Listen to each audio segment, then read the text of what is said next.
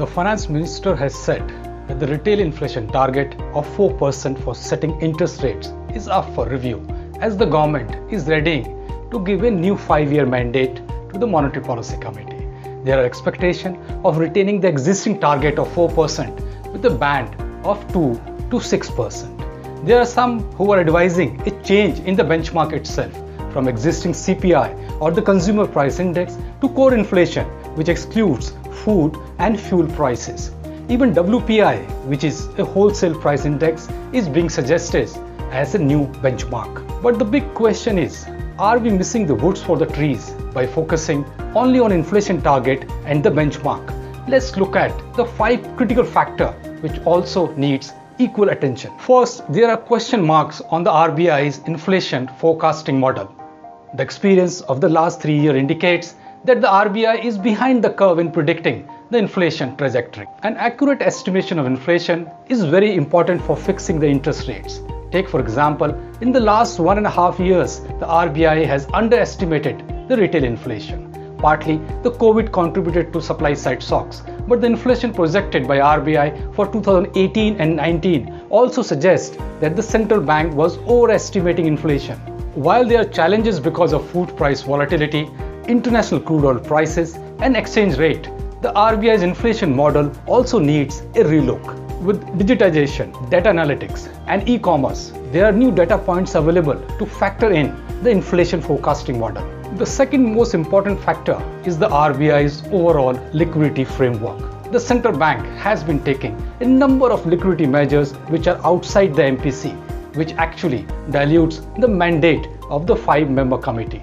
The new inflation targeting arrangement agreed between the government and the RBI means a review of the inflation target and not the entire monetary policy framework. But this new institutional framework for monetary policy does need a comprehensive review now. The review should include RBI's liquidity management and the use of various liquidity tools like the reverse repo rate, bank rate, cash reserve ratio, exchange rate policy, because they also influence the liquidity in the system, thereby diluting the role of the Monetary Policy Committee. Former RBI Governor Urjit Patel and former Deputy Governor Viral Acharya had recently raised the issue of surplus liquidity in the system, which dilutes the MPC framework. They argued that if the MPC is the highest decision-making body for setting policy rates, the financial system should be in liquidity deficit or in small surplus mode. But the RBI has kept the liquidity system at a surplus mode for a long period. This has made the policy rate, which the MPC decides, ineffective, while the RBI's reverse repo rate set by the RBI has become the effective rate for absorbing large liquidity surpluses from the financial system. Third, the fiscal consolidation path has been thrown out of the window. The target of achieving a fiscal deficit target of 3% of GDP has become a pipe dream. A loose fiscal policy creates inflationary pressure in the long run.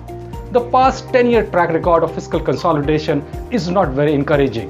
The previous UPA government had to give a fiscal stimulus post the global financial crisis, which pushed the fiscal deficit from a low of 2.6% of GDP to 6.2% in 2008 and 9 and 6.6% in 2009 and 10. Over the last decade, the fiscal deficit numbers did come down from these high levels to a low of 3.2% in 2018 and 19, but failed to go down to a targeted level of 3%. This was despite a huge oil advantage post 2014 onwards.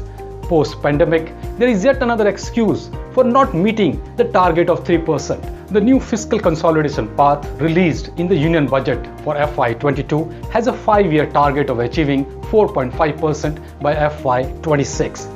Should RBI trust the government's promise to return to the fiscal consolidation path from 9.5% in FY21 to 4.5% by FY26? The past track record is not very encouraging. Fourth, the RBI's dual role of government's debt manager and also setting interest rate is a clear case of conflict of interest. There is a need for new institutional framework for managing government debt, just as the MPC was constituted for better monetary policy management. As a debt manager, the RBI makes sure that the government borrowing is done at the lowest possible rate, whereas for monetary policy, it has to be impartial and vote for hiking the interest rate if it sees even a slightest sign of inflationary pressure. Post-pandemic, the RBI has been quite aggressive in keeping the 10-year bond yields at below 6%, which has helped the government to meet the large borrowing program. The government has lined up yet another big borrowing program of Rs 12 lakh crore for FY22. It is high time now for creating a separate debt management department outside the RBI. Finally, interest rate transmission from banks to retail, MSME and corporate borrower is still very slow. Despite reduction in the policy rate by 250 basis points in the last 2 years, the lending rates have gone down by only 100 basis points. This means less than half the policy rate cut was transmitted to final borrowers. This is also because most of the bank's deposits are fixed in nature. In addition, higher postal savings rate also forces bank to keep the deposit rate at a high level. The banks are also notorious in not transferring the interest rate benefit to borrower to show better profit in the books. A lot needs to be done in the area of interest rate transmission. Clearly, the MPC review by the government should look beyond the inflation target and the benchmark to address all the relevant and critical issues.